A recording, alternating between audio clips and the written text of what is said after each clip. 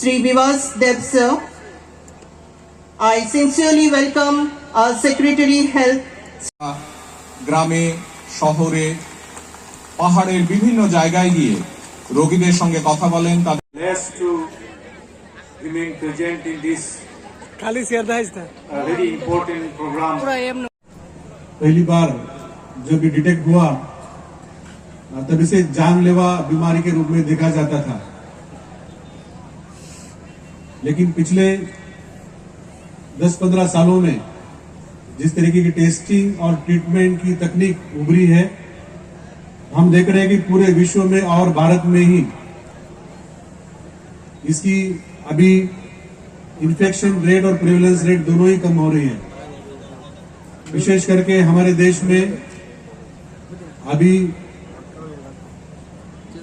जो prevalence rate है वो पूरे दुनिया के करीब 1/3 है, लेकिन उत्तर पूर्वी के कई राज्य और पंजाब में अभी भी इसमें इन्फेक्शन में बढ़ोतरी दिखाई दे रही है। National AIDS control organisation NACO सभी राज्यों के साथ कार्य कर रहा है। हमारे त्रिपुरा राज्य में भी HIV, एड्स और इंजेक्टेबल ड्रग यूज एक चैलेंज के रूप में उभरा है। इसके लिए माननीय मुख्यमंत्री महोदय हर 3-4 महीने बाद इसका रिव्यू करते हैं। राज्य विधानसभा में भी हमने लेजिस्लेटिव फोरम इसके लिए बनाया है। इस कार्यक्रम ठीक रूप से रूपायन किया जाए, इसके लिए राज्य सरकार NACO से जो मदद मिलती है उसके साथ राज्य सरकार से भी बड़ी मात्रा में मदद दी जा रही है। अभी हमारे प्रोजेक्ट डायरेक्टर मैडम ने बताया कि चाहे HIV के लिए स्क्रीनिंग हो, टेस्टिंग हो, ट्रीटमेंट हो, इसे हम सभी अस्पतालों में और सभी गांव में किस तरह से हम सहज उपलब्ध करा, इस पे हम लोग कार्य कर रहे हैं। तो हमारे देश में कई सक्सेसफुल मॉडल है, हमने उसका अभ्यास किया है। विशेष करके पंजाब में जो मॉडल फॉलो किया जा रहा है, जो हमारे वेस्ट त्रिपुरा के डिस्ट्रिक्ट मजिस्ट्रेट है वो खुद ही डॉक्टर है, डॉक्टर विशाल कुमार। उन्होंने ये निर्णय लिया कि सभी PHC, CHCs में हम OST सेंटर चालू करेंगे और हम टेस्टिंग सेंटर चालू करेंगे। हमने पहले देखा कि जो ART सेंटर बहुत ही कम थे और जो ड्रग यूजर है उनको ओरल थेरेपी दी जाती है उसके भी सेंटर कम थे, तो हमने इसमें बढ़ोतरी की है।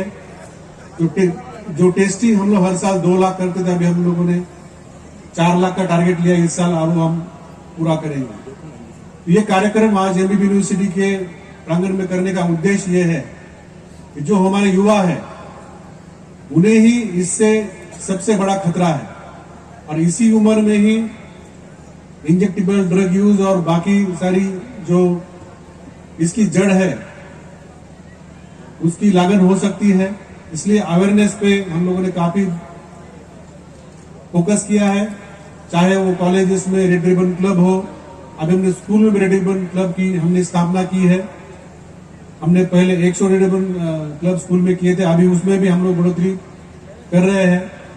मुझे पूरा विश्वास है कि राज्य सरकार और NACO ये दोनों ने मिलकर जो अभी स्ट्रैटेजी बनाई है वो हमने सभी स्टेक होल्डर्स के साथ कंसल्टेशन करके हमारे राज्य के भौगोलिक और सामाजिक स्थिति को ध्यान में रखते हुए ये स्ट्रैटेजी हमने बनाई है।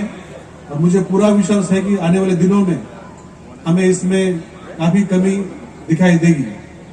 एक फिगर हमें पिछले 4 साल में दिखाई दे रहा है कि इंजेक्टेबल ड्रग यूज के कारण HIV की लागत होती थी उसमें परसेंटेज में कमी आई है, लेकिन इसका मतलब ये भी हो सकता है कि जो अन्य मार्ग है उसमें क्या बढ़ोतरी हो रही है क्या।